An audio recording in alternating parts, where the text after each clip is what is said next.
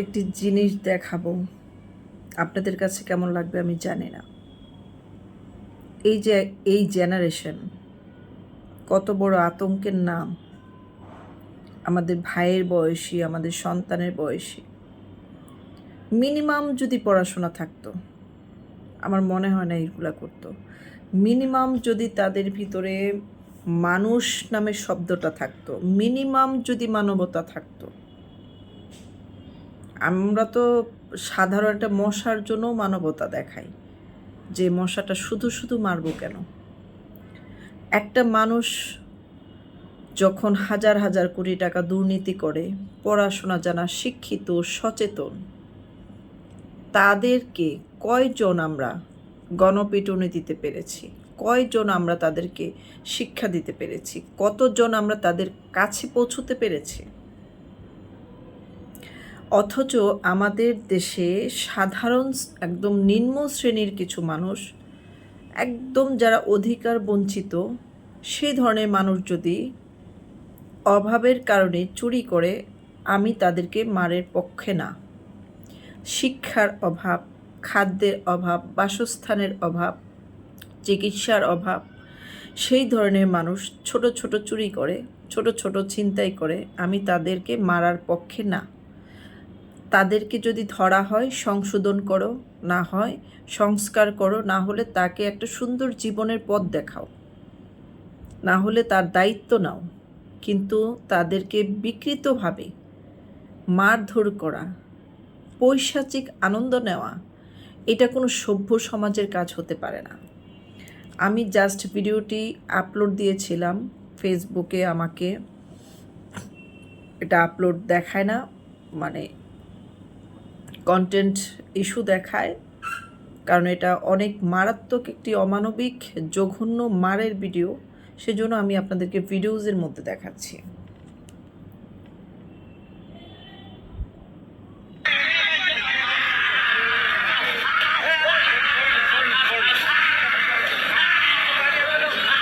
একটি ভিডিও ফেসবুকে দেখে দেখার পর থেকে আমি ট্রমাটাইজ হয়ে গেছি। এটি ফেসবুকে দিয়েছিলাম, ফেসবুক নিচ্ছে না।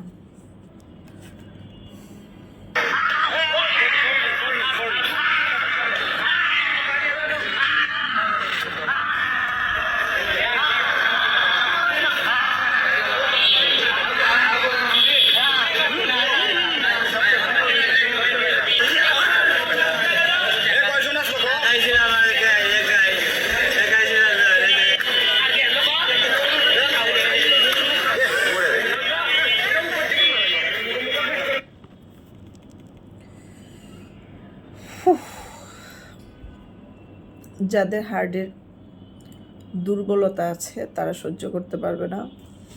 লোকটার এই যে বুকটার মধ্যে যেখানে আল্লাহর কলব থাকে, কলিজা গুর্দা থাকে, এখানে লাথি দিয়েছে, এখানে লাথি দিয়েছে।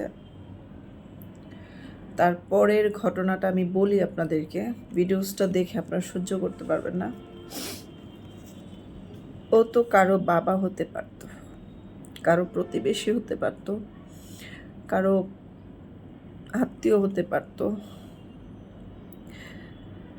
এইভাবে একটা মানুষকে এতগুলো ছাত্র মিলে তাকে রক্তাক্ত করে ফেলছে, শক্ত কাঠ দিয়ে তার পায়ে পিটিয়েছে, তার দাঁতে মুখে সে জ্ঞান হারায় ফেলছে। পরে বলতেছে কিছু হয় নাই, কিছু হয় নাই। সে অভিনয় করতেছে এবং তাকে এখান থেকে মারতে মারতে অচল করে এখান থেকে জোর করে তুলে তাকে নিয়ে যাওয়া হয় একটা মাঠে। মাঠের মধ্যে নিয়ে তার শরীরে কোক ঢেলে দেওয়া হয়, তারপর তাকে জোর করে নাচানো হয়। তার অপরাধ ছিল সে এসির পাইপ চুরি করতে আসছে।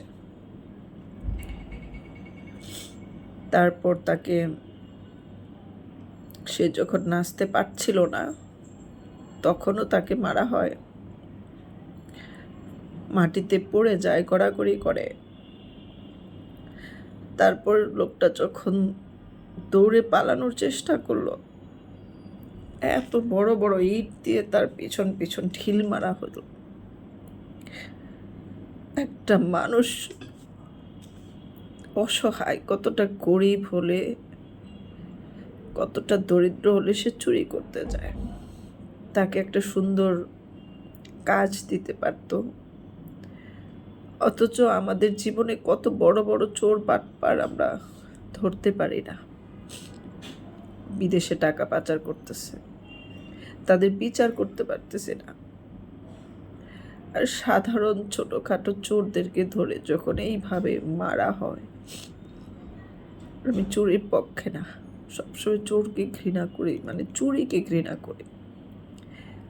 এরকম একটা বৃদ্ধ লোককে জঘন্যভাবে মারতে মারতে শত শত ছেলে মেয়ের মধ্যে একটা লোক বলল না, ওকে আর মারিস না। হাউমাউ করে কান্না করেছে, ফেসবুকে ঘুরে বেড়াচ্ছে তার ভিডিও।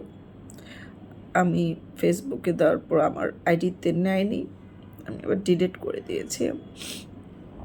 তারপর লোকটা যখন দৌড়ে, এতগুলো মার খাওয়ার পরেও দৌড়ে বাঁচার চেষ্টা করছিল, বড় বড় ইট দিয়ে তাকে ঢিল মারা হচ্ছে,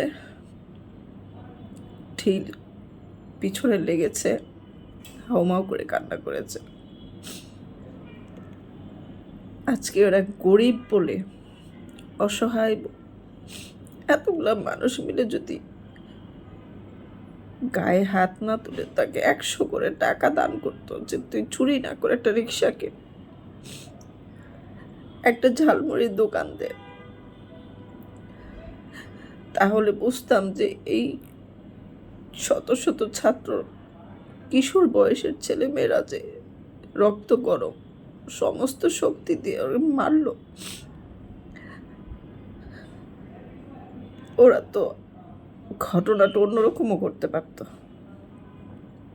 যেটা দেখে দেশের মানুষ, ওদের জেনারেশন, ভবিষ্যৎ শিখতে পারত মানুষের সাথে কিরকম আচরণ করতে হয়। আমি আরেকটু দেখাই আপনাদেরকে শেষের দিকে।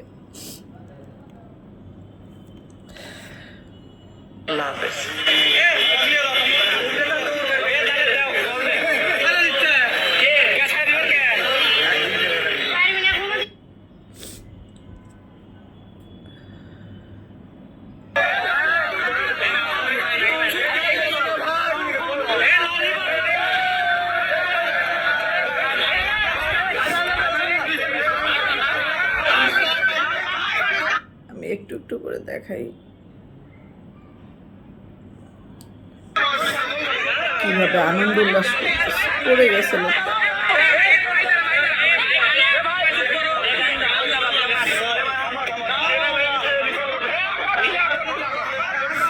লোকটাকে পানি না দিয়ে কোক দিচ্ছে। দেখেন আমাদের জেনারেশন, দেখেন অল্প বয়সের ছেলে মেয়ে সব হাসতেছে, মারতেছে।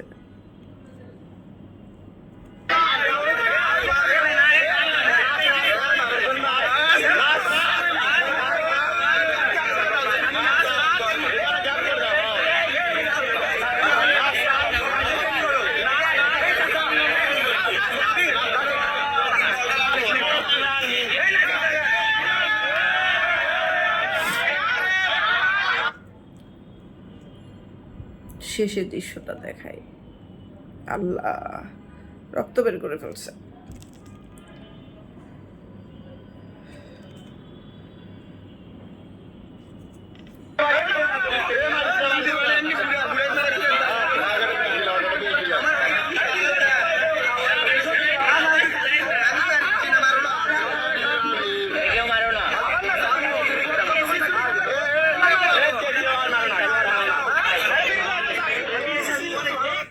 এখনো মেরে মাথায় রক্ত বের করে ফেলছে।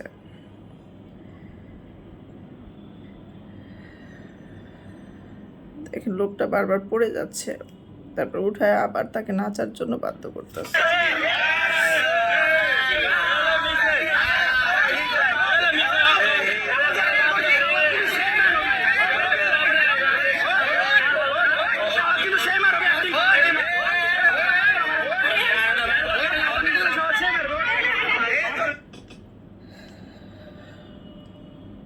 সবার হাতে লাঠি। মনে হয় যেরকম ওরা প্রত্যেকে অনেক ভালো সাধু, কারো ঘরে চোর নাই, ওরা সবাই ভালো, সবাই ভালো মানুষ, কেউ চুরি করে না। শেষটা দেখাই।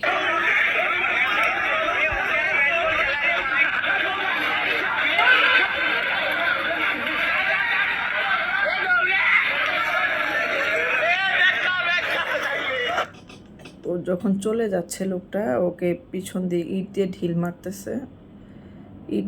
মারতেছে, ওর পা থেকে মাথা পর্যন্ত ওরে শেষ করে দিছে। ও আর মানে মাসখানেক আর কোনো কাজ করতে পারবে না। আমার তো মনে হয় লোকটার থাকার জায়গাও নাই, আর যে মাসখানেক সে পড়ে থাকবে বিছানায়, তাকে কেউ খাবারও দিবে না। জানি না লোকটা এখন কেমন আছে। সবাই মিলে যদি 100 করে টাকা দিত, তাও তো লোকটা একটা ব্যবসা করতে পারত। আমি জানি না আপনাদের কাছে কেমন লাগবে এরকম ঘটনা।